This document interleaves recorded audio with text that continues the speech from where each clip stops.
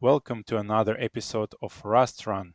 Today we are continuing our deep dive into Rust's data types.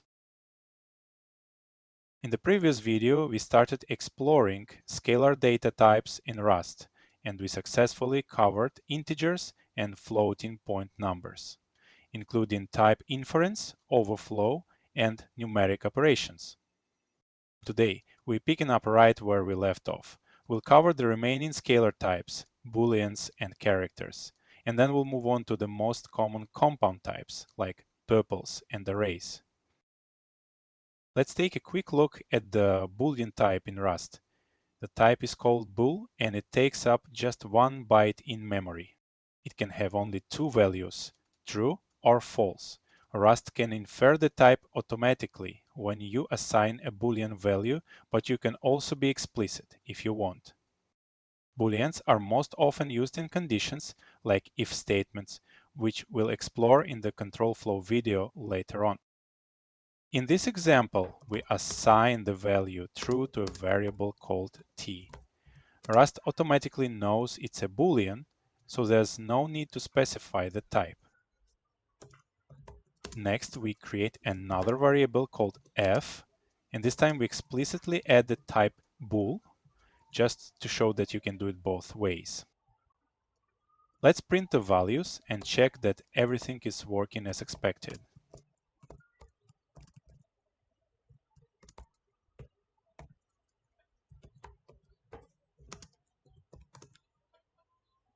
Everything works perfectly.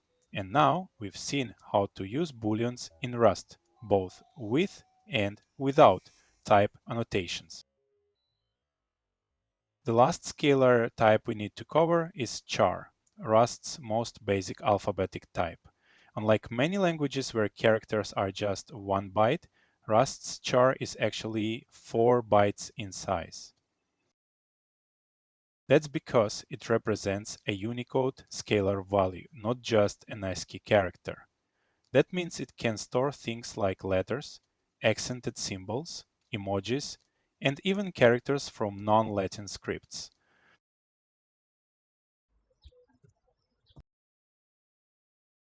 Here, we assign the character W to a variable called C. Rust infers that it's a char.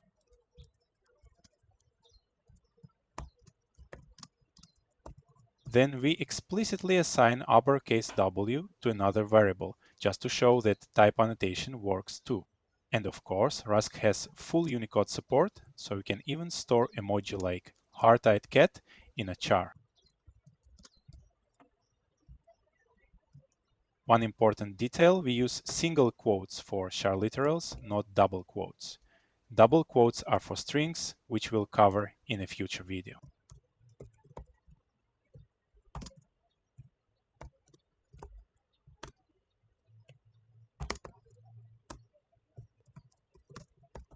And there it is, we see all the characters printed, including the emoji. Rust handles Unicode seamlessly, and every char is stored safely using 4 bytes. Okay, so now we've officially covered all scalar types in Rust: integers, floating point numbers, Booleans, and characters.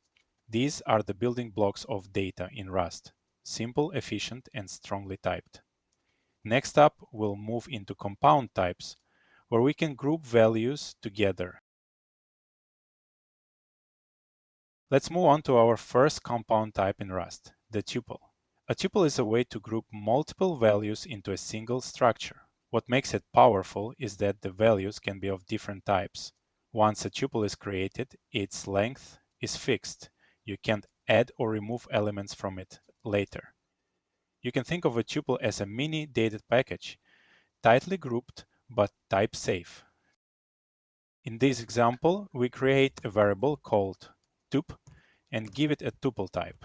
The type is written as i32f64u8, which means the tuple will store 3 values: an integer, a float, and an unsigned 8-bit number.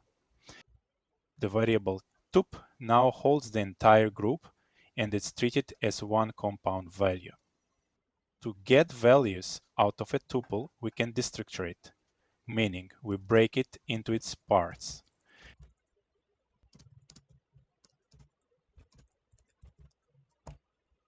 Using let xyz equals tup, we unpack the tuple into 3 separate variables. Then we can use them individually. Here we are printing y, which holds 6.4. Let's run the program to make sure everything works as expected. And yep, no errors, and our tuple was created successfully. Another way to access values is using dot notation with an index. Just like arrays, tuple indices start at 0. So tup.0 gives us the first value, tup.1 the second, and so on. This method is useful when you don't need to destructure the whole thing.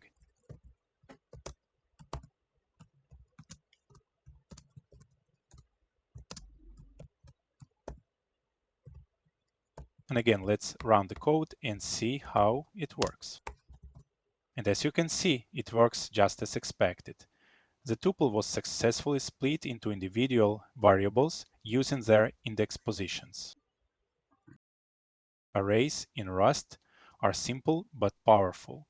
They hold multiple values of the same type, and the number of elements is fixed at compile time. This makes them fast and stack allocated, just like primitive type. We just created our first array called A, which stores 5 I32 values. Rust is smart enough to infer both the type and the length automatically. But what if you want to be more explicit? So let's create another array called B, but this time we'll explicitly tell Rust what we want. We're creating an array of I32 values with exactly 5 elements. To do that, we use square brackets and write the type first, which is I32, and then a semicolon followed by the length, which is 5.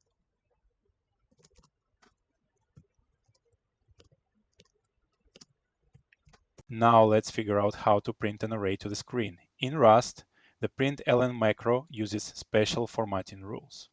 If you want to print something more complex, like an array, we need to use a special placeholder, curly brackets with a colon and a question mark inside. This tells Rust to use debug formatting, which is designed to print complex values like arrays, tuples, and more. You'll see us use this a lot throughout the series, and in the next videos, we'll dive even deeper into this wonderful feature, especially when we start working with custom types and more complex data structures. All right, let's put our new knowledge to the test.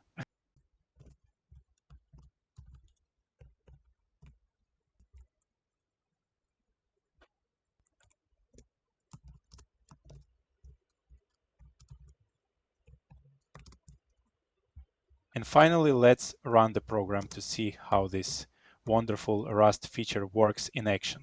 If everything goes well, we'll see our arrays printed cleanly right in the terminal. Wonderful! Here's another cool feature when working with arrays in Rust. Let's say we want to create an array where all the values are the same.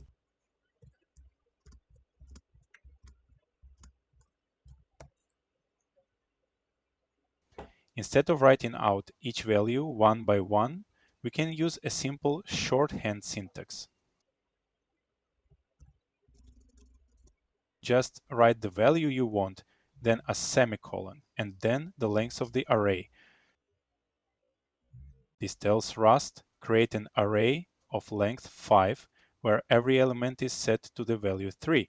It's super clean and saves time, especially when you're initializing large arrays with a default value. And as usual, let's print it to the console to make sure everything works just the way we expect.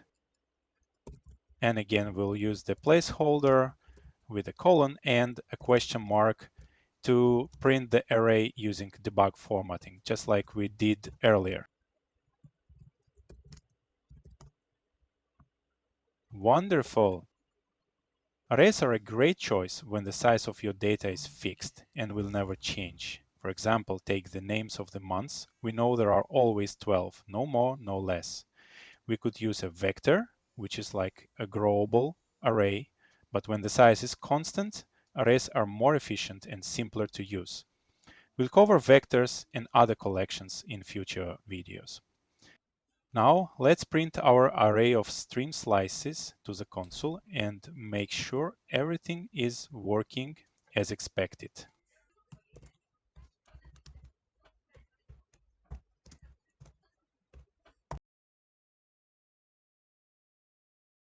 Now let's see how we can access elements in the array using indexes.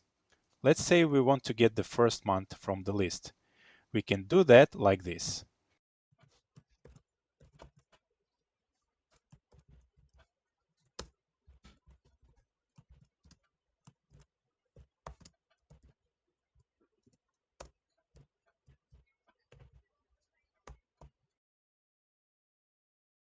Great, now it's your turn. Go ahead and play around with the code. Try accessing some of the other months by changing the index. You can also create a variable and store the result there. Now let's try something fun. We'll build a little live demo to show what happens when you try to access an array element at runtime using user input. This is similar to what we did in the guessing game back in previous videos. First, let's create a basic array with a few numbers.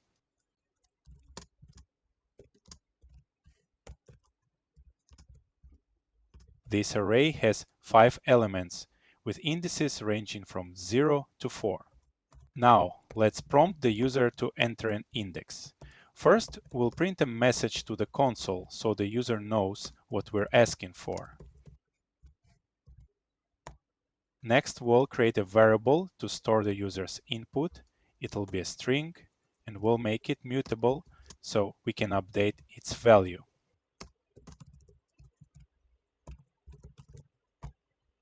Before we can read input, we need to import the stdio module at the top of the file. This gives us access to the standard input functionality. Then we'll use the readline method from iostdin to read the user's input and store it in our variable.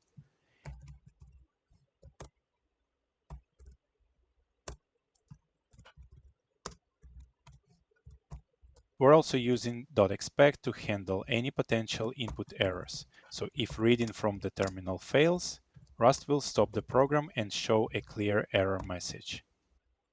Now that we've read the user's input, we need to convert that string into a number.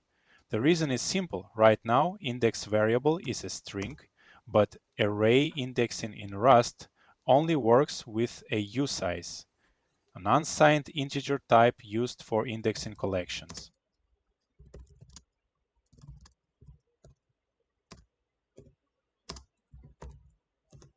So let's trim any extra spaces or new lines and then use .parse to convert it into a number. And once again, we use expect to handle errors, like if the user enters something that's not a number at all. Now the index variable is ready. It's a proper number and we can safely use it to access an element in the array. We'll store the result in a variable called element and then print it to the console.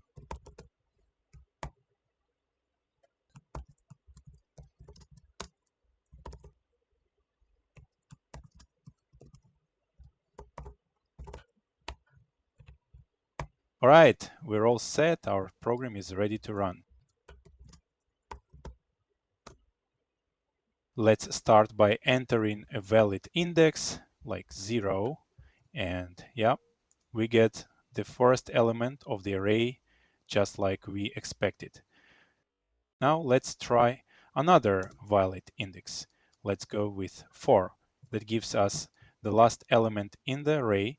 which is also correct. But now let's see what happens if we enter something invalid, like 10. And there it is, Rust panics. It immediately stops the program and shows an error saying the index is out of bounds. This is part of Rust's safety guarantees. It checks every array access at runtime and refuses to continue if there is a risk of reading invalid memory. In low-level languages, this kind of unchecked access could cause crashes or security issues. But in Rust, it's caught early and clearly, right when it happens.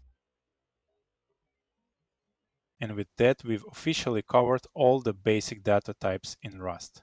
In future videos, we'll dive into more complex data structures and take a closer look at how variables are stored in memory.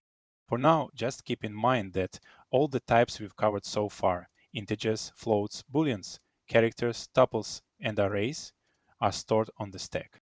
That means they're fast to access, stored in a fixed size, and cleaned up automatically when they go out of scope.